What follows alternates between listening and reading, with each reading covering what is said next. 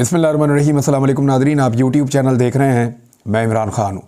जो atom bomb मारा ना ख़बरों का, वो चट्ठा साहब ने, कमिश्नर रावलपिंडी ने, लियाकत चट्ठा ने, उसके बाद पूरे पाकिस्तान में हलचल मच गई है। ये कमिश्नर, मेरी बात आप याद रखिएगा, ये कोई ना कोई चंद चढ़ाएगा। मैं आपको सीरियसली बता रहा हूँ, ये मामला इतना सादा नहीं है जितना सादा दिखाई देता है। मेरे पास डायरेक्टली इस हवाले से कोई पक्की खबर नहीं है, सिर्फ कुछ इन्फॉर्मेशन है या कुछ हक़ाइक़ हैं जिनकी बुनियाद पे मैंने ये राय कायम की है। ये इतना सादा नहीं है। हम सब जानते हैं कि धांधली कैसे हुई और कहाँ से हुई। कमिश्नर जो है वो मसले की निशानदेही कर रहा है, मसले की जड़ की निशानदेही नहीं कर रहा। एक ऐसा शख्स जो सुबह के वक्त ख़ुदकुशी करना चाहता था, फजर के वक्त, और ज़ोहर से पहले जो वो प्रेस कॉन्फ्रेंस करता है उसमें वो आधा सच बोलकर जाता है। वो ये कहता है मेरे पे दबाव था, मैंने गलत काम किया, मुझे फांसी दे दो। लेकिन वो ये नहीं बताता कि मुझे गलत काम करने का कहा किसने, ये वो नहीं बताता। वो ये भी नहीं बताता कि उस गलत काम का फ़ायदा किसको पहुंचाया गया, ये भी नहीं बताता। यानी वो बता सकता था ना कि मुझे ये कहा गया कि नून लीग को जितवाना है, ये बात उसने नहीं की। वो ये कह सकता था कि मुझे फ़लाँ फ़लाँ बंदे ने फ़ोन किया या फ़लाँ फ़लाँ जगह से मुझे प्रेशर आया और ये प्रेशर मुझे इस अंदाज़ में डाला गया कि मैं मजबूर हो गया ये करने पे, ये भी उसने नहीं बताया। वो ये कह सकता था कि मुझे ये वाला लालच दिया गया था और इस लालच में आके मैंने ये काम किया, ये भी उसने नहीं बताया। अब देखें, ये तो मुमकिन नहीं है कि एक आदमी अचानक अपने से ही फैसला कर ले कि मैंने एक सियासी जमात को हराना है और दूसरी सियासी जमात को जिताना है, और अपने तौर पे बाद में आके वो कह दे जनाब मैं कसूरवार हूँ, मुझे फांसी दे दें, मेरा ज़मीर गवारा नहीं कर रहा और मैं सुबह खुदकुशी करने वाला था। अब जिस दबाव का वो जिक्र करते हैं, वो उस दबाव को एक्सप्लेन नहीं करते। जिन चीज़ों के बारे में वो बात करते हैं उनकी डिटेल में नहीं जाते। यानी वो बातें करके जज्बाती बयानात देकर तो निकल गए, लेकिन कुछ हक़ाइक़ हैं वो आपके साथ शेयर करते हैं। ये अभी गर्दिश कर रहे हैं हक़ाइक़ मार्केट में, मैं आपके साथ शेयर कर देता हूँ ताकि कुछ चीज़ें तो थोड़ी बहुत क्लियर हों इससे।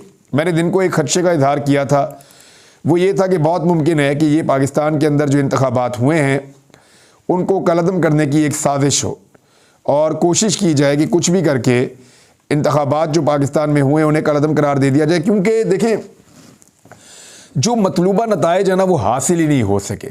पहले दिन तो 8 फरवरी को किसी को तवक्को ही नहीं थी कि इतने बड़े पैमाने पर निकल कर लोग इमरान खान की आवाज़ के ऊपर, उसकी गैर मौजूदगी में, उसकी पार्टी के निशान के बगैर वो मुख्तलिफ निशान ढूंढ कर ठप्पे मारेंगे और इतने ठप्पे मारेंगे कि तबाही फेर देंगे। किसी को आइडिया नहीं था, वो हो गया। अब जितनी देर में किसी को समझ आई, मोबाइल फ़ोन बंद थे, हर चीज़ बंद थी, इन्फॉर्मेशन ग्राउंड से भी कम आ रही थी, जितनी देर में समझ आई बात बहुत आगे निकल गई थी। शाम होते होते पब्लिक ने इतने वोट डाल दिए थे कि अब गिनती होना बाकी रह गई थी। फिर गिनती को रोका गया, नताइज को रोका गया, नताइज को तब्दील किया गया, लेकिन नताइज इतने भयानक और इतने खौफनाक थे कि वो वन साइडेड थे। यानी 80% तक एक पॉलिटिकल पार्टी पाकिस्तान में जीत रही थी। अब उस पॉलिटिकल पार्टी को कंट्रोल कैसे किया जाए जो इतनी बड़ी कामयाबी हासिल कर रही है, 2/3 से भी ज़्यादा अक्सरियत में जा रही है, तो उसे काबू करने का तरीका सिर्फ एक ही रह गया था कि सीटें बदली जाएं। यानी फॉर्म 47 के अंदर धांधली की जाए। धांधली करके भी कंट्रोल नहीं हुआ और जो मतलूबा नताइज हासिल करने थे वो फिर भी हासिल नहीं हो पाए। अब जब नताइज हासिल नहीं हुए तो उस इलेक्शन का क्या फ़ायदा जिससे नतीजा ही वो नहीं निकला जिसका फ़ायदा हो। यानी एक्चुअली तो इमरान खान को इक़्तिदार में आने से रोकना है और अभी भी वो सबसे बड़ी पॉलिटिकल पार्टी है, और नवाज शरीफ को इक़्तिदार में आना है और वो अभी भी सादा अक्सरियत नहीं ले पाए और उनके पास बैसाखियाँ हैं, और नवाज शरीफ साहब खुद भी अब इक़्तिदार में नहीं आना चाहते। वैसे एक उनको क्या मैसेज पहुंच गया है वो मैं आपको बता देता हूं, लेकिन आप अगर इन तफसीलात को देख लेंगे कि लियाकत अली चट्ठा साहब एक्चुअली कौन है, इनके कहाँ ताल्लुकात हैं और बैकग्राउंड क्या है, एफिलिएशन किस पॉलिटिकल पार्टी से है, तो आपको चीज़ें काफ़ी हद तक समझ आ जाएंगी। पूरा नाम इनका लियाकत अली वल्द गुलाम हैदर, और ये चट्ठा कौम से हैं और ये रहने वाले सुइयाँवाला के हैं और हाफजाबाद इनका ज़िला है। गाँव में इनकी 24 एकड़ ज़रई ज़मीन है और इनके मकान जो है वालिद और चचा की मुश्तरका मलकियत है।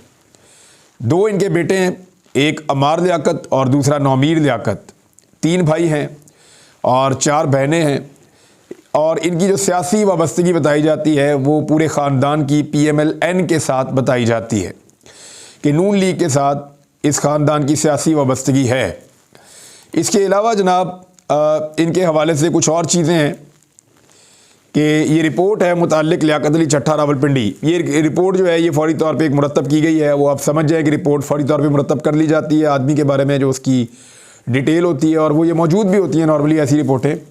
लियाकत अली चट्ठा वल्द गुलाम हैदर कौम चट्ठा सकना सुइयाँ वाला इलाका थाना वनेकी तारड़ और तहसील व ज़िला हाफजाबाद। कमिश्नर रावलपिंडी एक ज़मींदार घराने से ताल्लुक़ रखता है जो कि दौरान सर्विस मुख्तलिफ कलीदी पोस्टों पर तैनात रहा है और शहबाज शरीफ के वजारत आला 2013 से लेकर 2018 के दौरान CM सेक्रेटेरिएट में भी इंतहाई अहम जिम्मेदारी सर अंजाम देता रहा है। दौरान तैनाती लियाकत अली चट्ठा शरीफ फैमिली का ख़ास आदमी बन गया, ख़ुसूसन हमजा शहबाज का दस्ते रास गर्दाना जाता था। बाद अज़ा डिप्टी कमिश्नर फैसलाबाद भी तैनात रहा, जिसके बारे में आम फहम बात थी कि लियाकत चट्ठा हमजा शहबाज के ज़ेरे साया पोस्टिंग लेता है। साल 2013 के इलेक्शन में हमजा शहबाज लियाकत चट्ठा के घर सुइयाँ वाला भी आया था। लियाकत अली चट्ठा अपने ज़ेरे असर ख़ानदानों से PMLN के लिए वोट भी मांगता रहा है। लियाकत अली चट्ठा के बहनोई और चचाजाद भाई बशारत अली चट्ठा साइयावाला का चेयरमैन यूनियन काउंसिल भी रहा है। दूसरे उन्होंने ताल्लुकात बताया कि इनके PMLN के साथ कहाँ कहाँ ताल्लुकात हैं। इनका एक बहनोई जो है वो पुलिस इंस्पेक्टर भी है ज़िला लाहौर के अंदर। फिर उन्होंने बताया कि ये ज़्यादातर अपना टाइम गुजारते हैं लाहौर रहमान गार्डन वाली रिहाइश गाह में। रहमान गार्डन वालों की बेटी जो है उनकी बहू भी हैं। और इसके अलावा ये बता रहे हैं कि इनका कोई बड़ा करप्शन का माली बेज़ाब्तगी का कोई ऐसा स्कैंडल जो है वो अभी तक मालूम नहीं हुआ। ये ज़हनी और जिस्मानी तौर पे एक मजबूत आदमी है। ये तो है जी लियाकत अली चट्ठा का तारुफ। अब PMLN के साथ वाबस्तगी और अचानक से कह देना कि जी 13 सीटें और बताना भी नहीं कि फ़ायदा किसको दिया, फ़ायदा किसको दिया ज़रा वो भी आप देख लीजिए, क्योंकि वो ये कह रहा है कि अभी भी ठप्पे लगाए जा रहे हैं। वो ये कह रहा है कि इस वक्त तक जो है वो सूरत हाल ये है कि ठप्पे लगाए जा रहे हैं और कोशिश की जा रही है कि जो फॉर्म 47 के ऊपर नतीजा दिया गया है फॉर्म 45 को उसके मुताबिक बनाया जाए। ख्वाजा आसिफ के हल्के के मेरी इत्तला के मुताबिक ठप्पे तकरीबन मुकम्मल कर लिए गए हैं। कुछ और हल्कों में भी ठप्पे लगाए जा रहे हैं।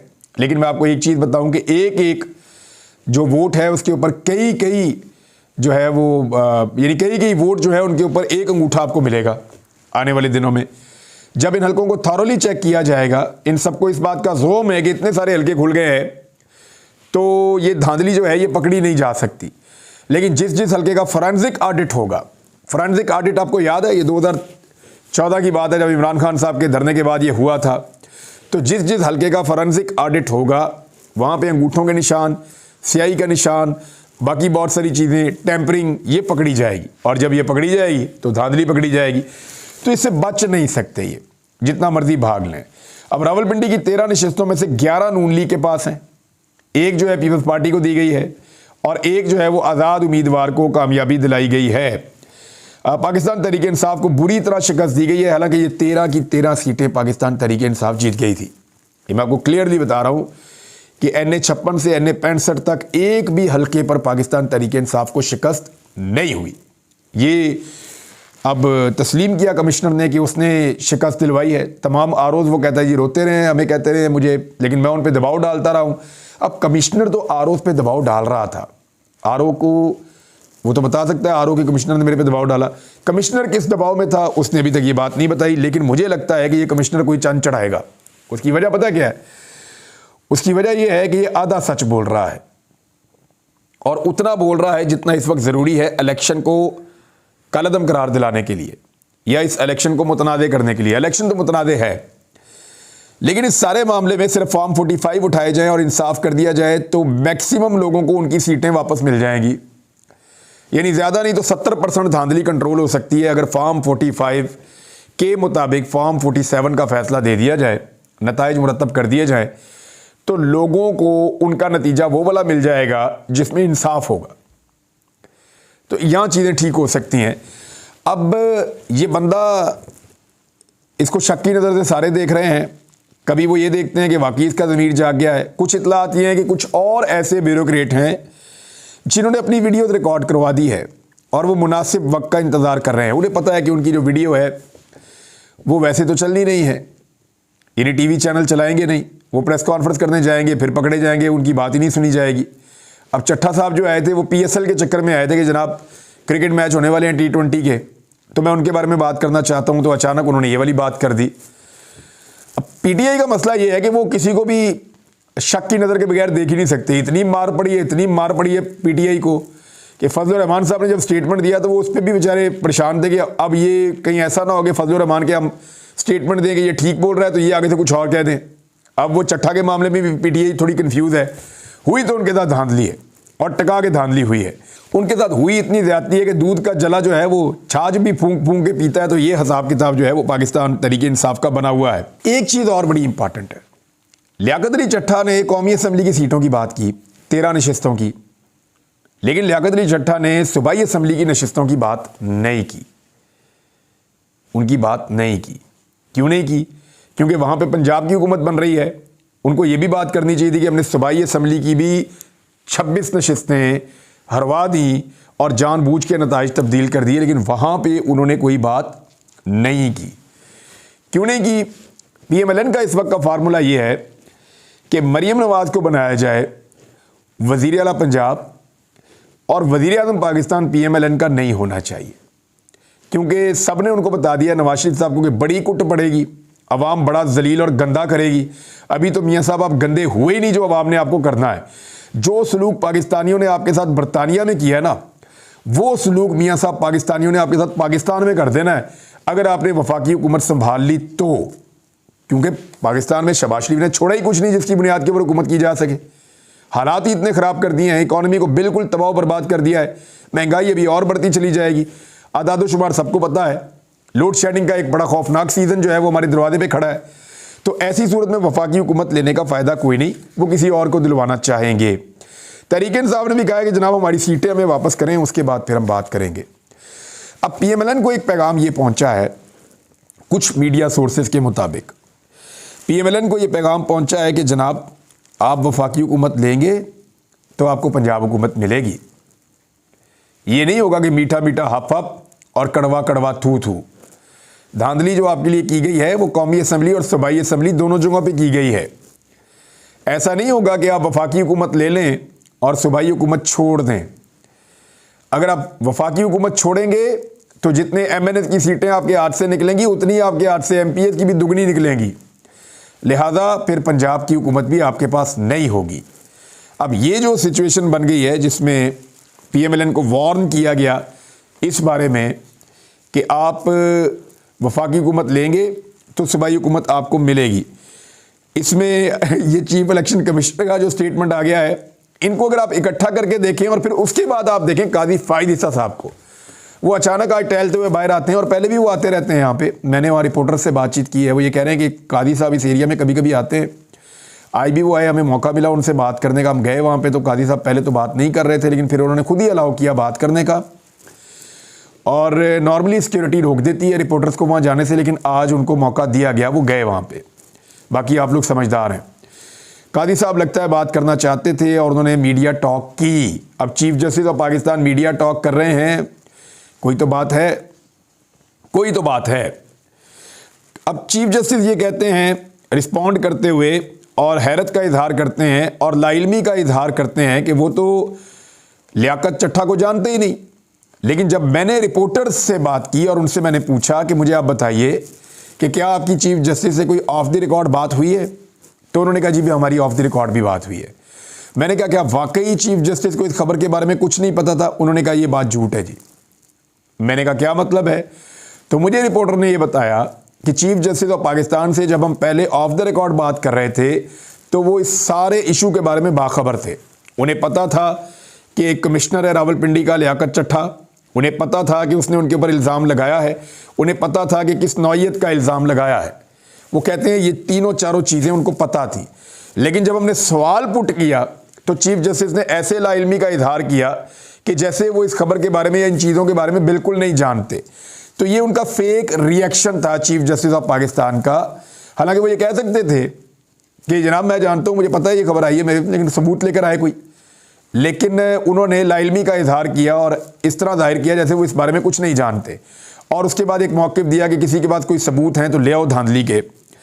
तो मामला ये है कि चीफ जस्टिस ऑफ पाकिस्तान आप फॉर्म 45 मंगवाएं वही सबूत हैं, फॉर्म 47 मंगवाएं वही सबूत हैं। अब अगर किसी के साथ ज़्यादती हो और वो अदालत में या थाने में आ जाए और उसको ये कहा जाए कि लाओ जी सबूत लाओ, तो वो कहाँ से लाए सबूत? यानी ये तो बांध के मारने वाली बात है, इंसाफ ना देने वाली बात है। सारा का सारा फॉरेन मीडिया जो पाकिस्तान में मौजूद है वो गवाही दे रहा है पाकिस्तान में धांधली हुई है। पाकिस्तान की आवाम गवाही दे रही है पाकिस्तान में धांधली हुई है।